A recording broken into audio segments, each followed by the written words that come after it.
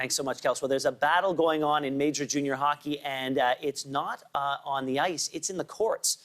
A lawsuit was filed a year and a half ago against the Canadian Hockey League by former players. They say CHL teams are raking in millions in revenue and should be sharing more of those profits with players. TSN senior correspondent Rick Westhead has been on top of this story, and he's back. He joins us now with the latest developments. Rick, thanks for coming in this morning. Morning. All right, give us a lay of the land. For those who don't know about this lawsuit, break it down for us, and what's the latest? Well, just really quickly to explain a little bit more about what the Canadian Hockey League even is. There's three major junior leagues in Canada: the Western Hockey League, the Ontario League, and a league in Quebec. And after kids finish playing rep hockey around the age of 14 or 15, if they're good enough, they jump to the Major Junior League. And that really is the training ground for players who go into the National Hockey League. So these are teams, 60 across Canada and some in the U.S. as well. It's where Connor McDavid came from. All of the NHL's top stars, many of them actually, have played either there or in U.S. college. Well, the major junior teams have argued for years that they can't afford to pay players minimum wage, that players get, they're billeted with families, they get stipends either as low as $35 a week, sometimes $50 a week, and that if they don't make it in pro hockey, that there's an education scholarship package there for them to take advantage of when they're done. The problem is that a group of these former players have actually gone to court and said, we're not buying it. We think that you're making millions of dollars in TV and sponsorship revenue and ticketing and merchandising. Players should get a larger piece of that pie, at least minimum wage. And so that's a case that's now unfolding in court in Ontario and in Calgary.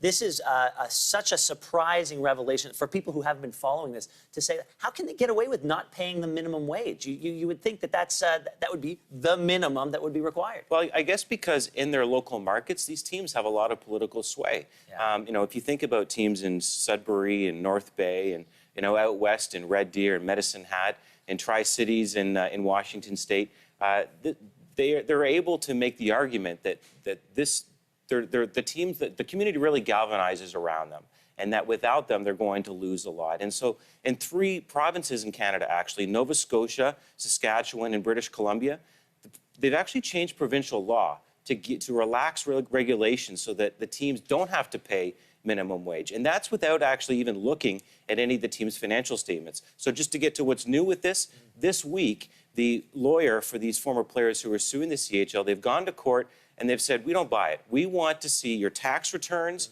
We want to see all of your financial statements dating back to 2011 to really find out whether you're making the millions of dollars that we think you are, or whether, as you say, so many of your teams are cash poor and you can't afford even to pay players minimum wage. So what would happen if the players decided they just don't want to play this game anymore? What options are available to them? Can they unionize? Can they leave? Can they go to Europe?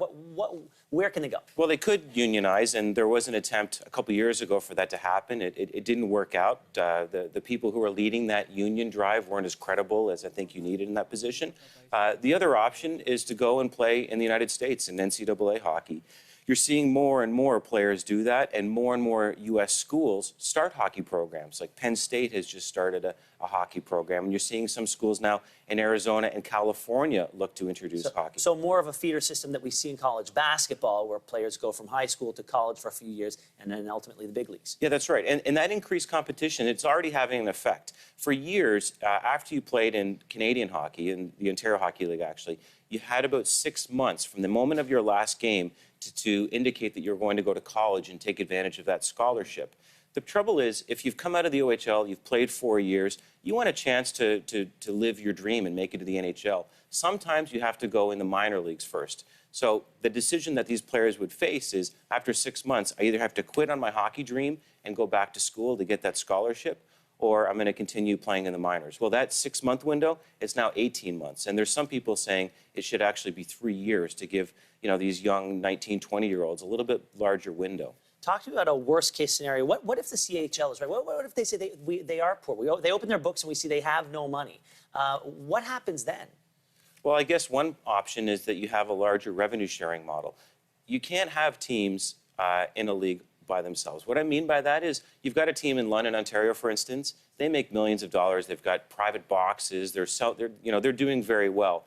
But London Knights, they need teams in smaller markets to compete against. Right. So it's only natural, like in other sports, like the National Football League, You know, they have a revenue sharing program where some of the money from the rich teams is split between all of the teams in the league to help the greater good. So that's, I think, one realistic possibility. So maybe it's time for the CHL to grow up a little bit. Well, I mean, to be fair to the CHL, you do have teams in small markets that may not make it. So the question I guess we're going to have to ask is that just a free market system? And is it normal that teams are going to have to leave those smaller communities? Or is the CHL going to find a way to throw them a lifeline and to give them some of the money that these larger markets are bringing in? Rick, a really interesting story. I think you've opened a lot of people's eyes to some issues. Thank you so much. And we'll be following it closely. And we will be back in just 1 minute.